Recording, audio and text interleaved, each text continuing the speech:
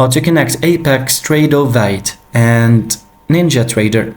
If you're using Apex Tradovate and want to connect it to Ninjatrader, follow these steps to set it up correctly.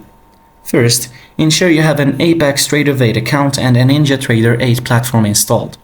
Open Tradovate, go to Settings, and find the API section. Here you can enable API access if required. Next, open Ninjatrader 8. In the Control Center, click on Connections, then Configure.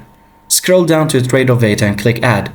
Enter your Apex Tradovate login credentials and ensure the API key is correctly linked. Once configured, hit Connect and wait for the confirmation. If everything is correct, you'll see Connected in the status bar, meaning you can now trade on Ninjatrader using your Apex funded account. And that's it, you're now set up. If you run into any issues, check your API settings or restart Ninjatrader simply. Thanks for watching.